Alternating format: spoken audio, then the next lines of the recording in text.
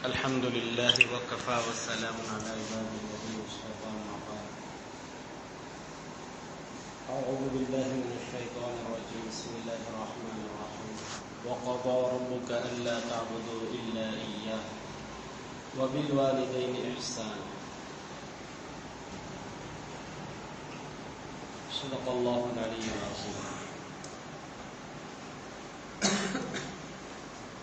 کلام پاک کی 15ویں پارے کی یہ آیات ہے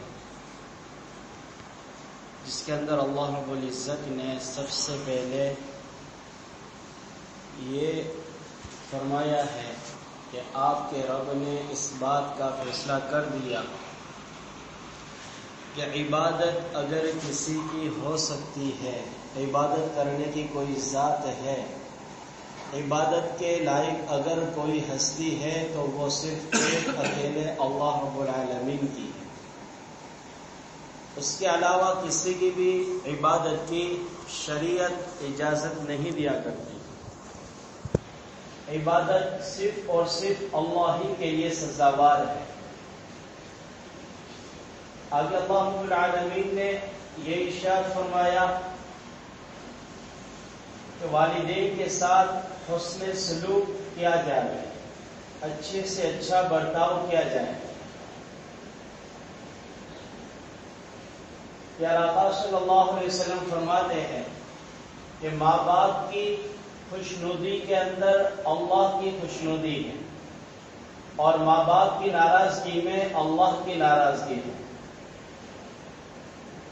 اور آگے ارشاد فرمایا پیارے صحابی رضی اللہ تعالیٰ عنہ نے پیارے آقا صلی اللہ علیہ وسلم سے درخواست کی کہ اللہ کے حبیب صلی اللہ علیہ وسلم میرے لیے میرے والدین کا مجھ پر کیا حق ہے؟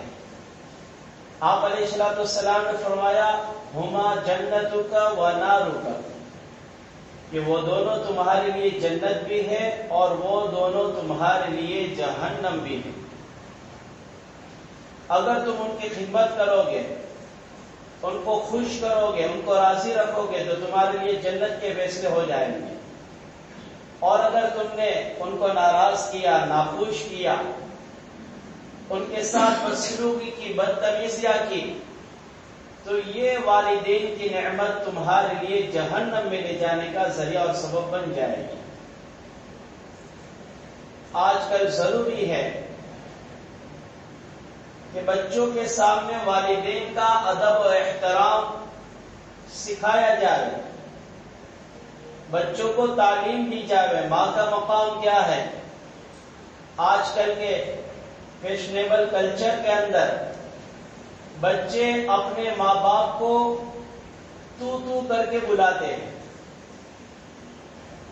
یہ چیز ان کے لیے بدتمیزیاں پیدا کرے گی. یہ چیز ان کے لیے ماں باپ کا ادب و احترام دل کے اندر باقی نہیں رکھے گی. ماں باپ کا جو ادب و احترام ہونا چاہیے وہ دلوں کے اندر پیدا کرنے کی ضرورت ہے. یہ بچوں کو بچپن کے اندر ہی تربیت ایسی دی جائے کہ بچہ بدتمیز نہ ہو، بچے کے اندر ماں باپ کا مقام ادب ملحوظ رہے.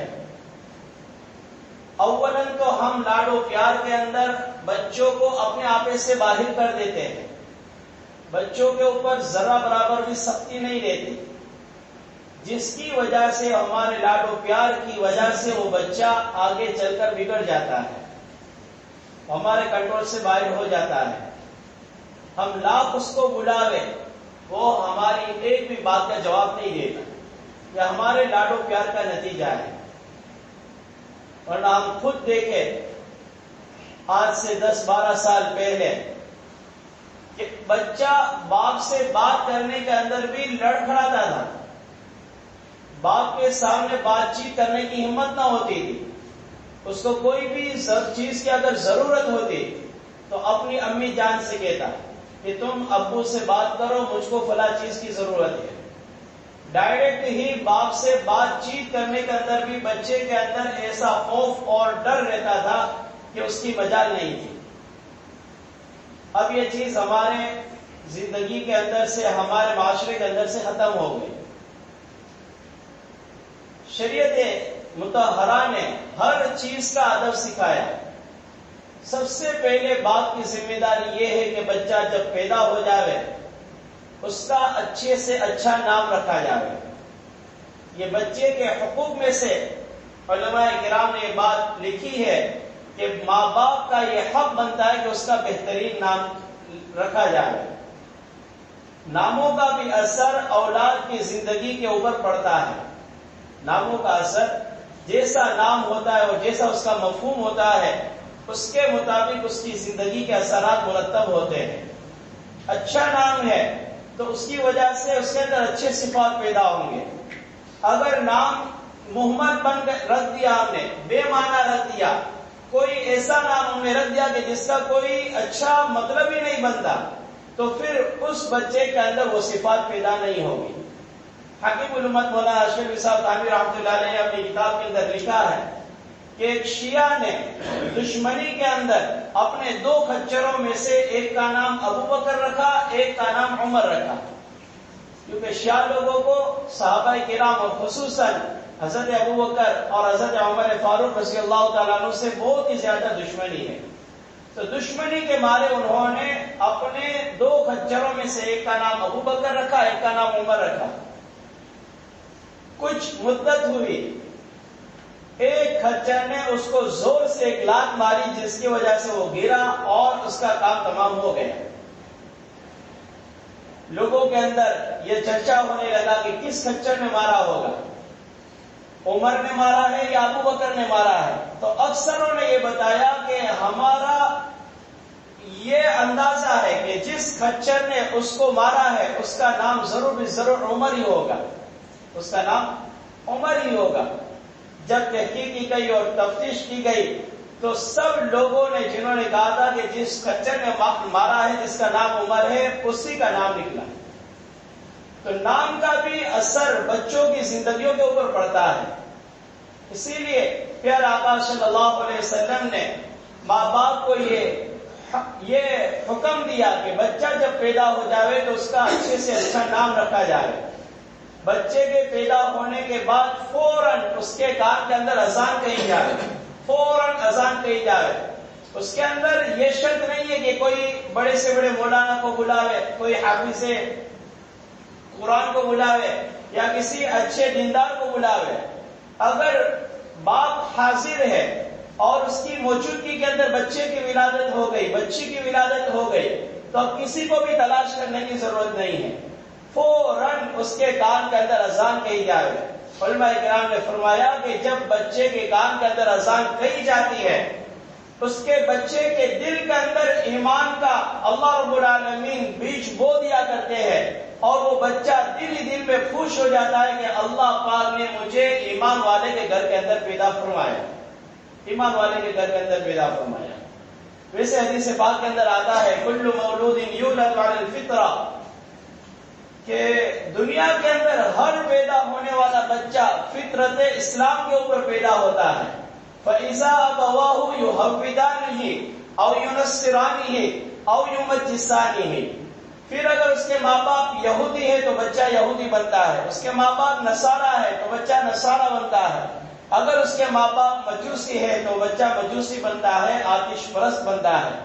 اس کو جیسا ماحول ملتا ہے، جس مذہب کے ماننے والے اس کو ماں باپ ملتے ہیں، اس کے مطابق وہ بیٹا آگے جا کر پروان چڑھتا ہے. تو اللہ پاک نے ہر نومولود کے دل کے اندر ایمانی بیج بو کر اس کو پیدا فرماتے ہیں. تو اللہ رب العالمین کا یہ حکم ہوتا ہے کہ جب بچہ پیدا ہو جائے تو فوراً ایک کان کے اندر اذان کہی جائے اور ایک کان کے اندر تکبیر کہی جائے. بہت سارے ہمارے حضرات، ہمارے مسلمان بھائی ایسے ہوتے ہیں کہ ناسمجھی میں، کم علمی میں، کسی چیز کا اس کو علم ہی نہیں ہوتا، دینی اعتبار سے کچھ سمجھ بوجھ ہی نہیں ہوتی کہ بچہ پیدا ہو گیا تو اب ہمیں اس کے متعلق کیا کیا حق ادا کرنے ہیں.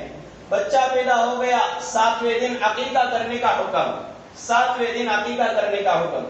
عقیقہ کرنے کا علماء کرام نے یہ فائدہ بتلایا کہ اس بچے کے اوپر آنے والی مصیبت، آنے والی بلا کو اللہ رب العالمین عقیقہ کرنے کی برکت سے ختم فرما دیا کرتے ہیں. تو بچہ پیدا ہو جائے تو 7ویں دن اس کے نام کا عقیقہ کیا جائے، اور اس کے بعد جب کاٹ دیے جائے تو اس کے بقدرہ چاندی صدقہ کر دی جائے، اور ان بالوں کو دفن کر دیا جائے، ان بالوں کو دفن کر دیا جائے۔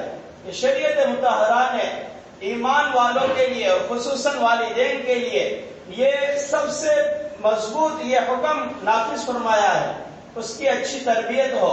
پہلے زمانے کے اندر ماؤں کی یہ مثال بن گیا تھا، اور ایسی فکریں ہوا کرتی تھی کہ میرا یہ بچہ آگے چل کر ولی اللہ والی صفت والا بنے، اللہ والی صفت اس کی زندگی کے اندر پیدا ہو جائے، اللہ والی صفت اس کا حامل میرا بچہ ہو۔ بچپن ہی سے ان کی تربیت اللہ سے ہونے کے یقین اور اللہ کی ذات سے ہی سب کچھ ہونے کا یقین اس کے دل کے اندر پیدا کرنے کی وہ عملی مشق کرواتی تھی۔ خواجہ قطب الدین بختیار کاکی رحمۃ اللہ علیہ کا مشہور قصہ ہے۔ اسی طریقے سے کتابوں کے اندر ایک اور قصہ آتا ہے کہ سب سے بڑے عالم جبال العلوم کہا گیا، جن کو بحر العلوم کہا گیا، امام محمد غزالی رحمۃ اللہ علیہ، جن کی تربیت ان کی والدہ نے اتنی بہترین انداز کے اندر کی کہ علماء کرام کے اندر سب سے زیادہ جو اللہ پاک نے علم کا جو سمندر جس کی زبان سے جاری فرمایا، وہ امام محمد غزالی رحمۃ اللہ علیہ کی زبان کے ذریعے سے اللہ پاک نے علوم کے سمندر کو بکھیر دیا۔ فرماتی ہے انہوں نے اپنے بیٹوں کی ایسی بہترین تربیت فرمائی کہ ایک علم کے میدان کے اندر بڑا شہ سوار نکلا، جو کوئی بھی دینی مسئلہ ان کے سامنے پیش کیا جاتا فوری طور پر اس مسئلے کا حل وہ بتلا دیا کرتے تھے۔ اور ایک تزکیۃ النفس کے اندر مطلب اللہ کی ذات سے ہی ہونے کا یقین، گناہوں سے پاک صاف زندگی گزارنے والے اور اللہ کی یاد کے اندر غرق ہونے والے، اللہ کی یاد میں مست ہونے والے، وہ اس میدان کے اندر سب سے آگے چلنے والے امام احمد رحمۃ اللہ علیہ نکلے۔ ان کے زمانے کے اندر امام محمد رحمۃ اللہ علیہ چونکہ بہت بڑے عالم تھے، اللہ پاک نے بہت بڑا منصب ان کو عطا فرمایا تھا، تو وہ مسجد کے امام تھے، مسجد کے اندر امامت کرنے والے تھے۔ اب یہ جو اللہ والے تھے وہ صاحب کشف بزرگ تھے، ان کے بڑے بھائی احمد جن کا نام تھا۔ امام محمد رحمۃ اللہ علیہ، امام غزالی رحمۃ اللہ علیہ، ان کی اپنی والدہ محترمہ سے ہمیشہ یہ شکایت ہوا کرتی تھی کہ امی جان، بڑے بھائی احمد جو ہے وہ میرے پیچھے نماز نہیں پڑھتے، وہ میرے پیچھے نماز نہیں پڑھتے، مجھے اپنے مقتدیوں سے بارہا یہ کڑوی کثیری سننی پڑتی ہے۔ امام محمد تو اتنے بڑے عالم ہیں، بہت بڑے فقیہ ہیں، ان کے سامنے دین کا کوئی بھی مسئلہ پیش ہوتا ہے فوراً اس کا جواب عطا فرما دیا کرتے ہیں۔ اللہ پاک نے علم کے اندر ان کو بہت بڑا مقام دیا ہے، لیکن ان کے بڑے بھائی ان کے پیچھے نماز نہیں پڑھتے، یہ کیا بات ہو گئی؟ ان کی امی سے جب انہوں نے اپنی بات رکھی، انہوں نے اپنے بڑے بیٹے کو بلایا اور کہا احمد تو محمد کے پیچھے نماز کیوں نہیں پڑھتا؟ احمد تو محمد کے پیچھے نماز کیوں نہیں پڑھتا؟ میرے اس قصے کا بیان کرنے کا مقصد یہ ہے کہ اس زمانے کے اندر والدین اپنے بچوں کے ایسے ایسے نام رکھا کرتی تھے۔ احمد یہ بھی پیارے آقا صلی اللہ علیہ وسلم کا نام، آسمانی نام پیارے آقا صلی اللہ علیہ وسلم کا ہے۔ محمد یہ دنیا کے اندر پیارے آقا صلی اللہ علیہ وسلم کا نام۔ دادا عبد المطلب نے پیارے آقا صلی اللہ علیہ وسلم کا نام رکھا، ماں آمینہ نے محمد نام رکھا۔ تو اس زمانے کے اندر یہ ایک ماحول بنا ہوا تھا کہ اگر ہمارے بچوں کے اندر صفات پیدا کروانے ہیں، ہمارے بچوں کے اندر اچھی عادتیں پیدا کروانی ہے، تو ان کا نام وہ رکھا جائے جس نام کے رکھنے کا اللہ پاک نے حکم دیا ہے۔ نئے ناموں کے چکر کے اندر نہیں پڑتے تھے، جیسے آج کل بچہ پیدا ہوتا نہیں ہے کہ حافظ صاحب کے پاس، امام صاحب کے پاس آدمی پہنچ جاتے ہیں کہ ہمیں لمبی ناموں کی فہرست دے دیجیے، اچھے سے اچھا اس کا مطلب ہو، اچھے سے اچھا نام ہو، ایسا نام ہو کہ پورے ہمارے محلے میں تو کیا پورے شہر کے اندر کسی کا نام نہ ہو، ایسا نام ہم اپنے بچے کا نام رکھیں گے۔ جب ایسا نام آپ ڈھونڈ ڈھانڈ کر اور لوگوں کا بنایا ہوا نام رکھیں گے تو اس کے اندر صفات صحابہ والی، صحابیات والی وہ کہاں سے پیدا ہو سکتی ہے؟ تو یہ فرمایا کہ انہوں نے اپنے بیٹے کا نام، ایک کا نام محمد رکھا، ایک کا نام احمد رکھا. تو ان ناموں کی برکت سے دونوں اعلیٰ کے اعلیٰ صفات کے حامل بنے. جب والدہ محترمہ کے پاس یہ شکایت گئی، آپ نے اپنے بڑے بیٹے احمد کو بلایا، پوچھا احمد تم اپنے بھائی کے پیچھے نماز کیوں نہیں پڑھ گئے؟ انہوں نے اپنی ماں کی بات مان کر امام محمد رحمۃ اللہ علیہ کے پیچھے انہوں نے نماز پڑھنا شروع کی. نماز شروع کی تھی، ایک رکعت انہوں نے پڑھی تھی کہ وہ نماز توڑ کر چلے گئے، نماز توڑ کر چلے گئے. اب نماز کے اختتام کے اوپر مقتدیوں کے اندر چھویں گوئیاں شروع ہو گئی، بات چیت شروع ہو گئی. آخر کیا بات ہو گئی؟ ان کے بڑے بھائی نے آج بڑے عرصے کے بعد ان کے پیچھے نماز کی نیت باندھی تھی، وہ نماز مکمل کیے بغیر پہلی رکعت کے اندر ہی وہ نماز توڑ کر چلے گئے. یہ کیا بات پیش ہو گئی؟ تو جب انہوں نے نماز کو توڑ کر اپنی علیحدہ نماز پڑھنی شروع کر دی تو چہرہ اترا ہوا امام محمد غزالی رحمۃ اللہ علیہ کا اپنے گھر کے اندر تشریف لے گئے. ماں نے دیکھا کہ میرے چھوٹے سے بیٹے کا چہرہ اترا ہوا ہے، چہرہ پڑا ہوا ہے اور کوئی بھی خوشی کے آثار اس کے چہرے سے نمودار نہیں ہوتے. ماں نے پوچھا بیٹا محمد کیا بات پیش آ گئی؟ انہوں نے اپنی نماز کا قصہ بتلایا. والدہ محترمہ بڑے بھائی نماز نہ پڑھتے تو اچھا ہوتا، انہوں نے آج آپ کے کہنے کے اوپر میرے پیچھے نماز تو ادا کی، لیکن ایک رکعت پڑھ کر اپنی نماز توڑ کر پھر علیحدہ جا کر الگ سے انہوں نے نماز پڑھی اور پھر وہ اپنے گھر کے اندر آ گئے. امی جان نے بڑے بھائی احمد کو بلایا، پوچھا تم نے نماز کو توڑ کر واپس کیوں علیحدہ تم نے نماز شروع کر دی؟ فرمانے لگے کہ امام احمد رحمۃ اللہ علیہ تو فرمانے لگے اللہ پاک نے مجھے ایسی صفات کا حامل بنایا ہے، مجھے صاحب کشف اللہ رب العالمین نے بنایا ہے، مجھے لوگوں کو قلوب کے اوپر نظر کرتا ہوں، اللہ پاک مجھے اس کے دل کے اندر کیا کیا خیال پیدا ہوتے ہیں وہ ساری کی ساری چیزوں کا علم عطا فرما دیتے ہیں. میں نے محمد کے پیچھے نماز شروع کی، محمد کے پیچھے نماز شروع کی، نماز پڑھ رہا تھا اس کے پیچھے کہ مجھے یہ دل کے اندر خیال پیدا ہوا کہ میں ذرا اس کے دل کے اوپر بھی توجہ ڈالوں، میں ان کے دل کو بھی دیکھوں کہ ان کا دل بھی اللہ سے لگا ہوا ہے کہ نہیں. میں نے جب دل کے اوپر توجہ کی تو میں نے دیکھا کہ محمد تو عورتوں کے مسائل، حیض و نفاس کے مسائل کے اندر الجھے ہوئے ہیں نماز کی حالت میں. جب میں نے یہ بات محسوس کری نماز کی حالت میں تو میں اپنی نماز کو توڑ کر علیحدہ چلا گیا اور اپنی نماز مکمل کر کے آ گیا.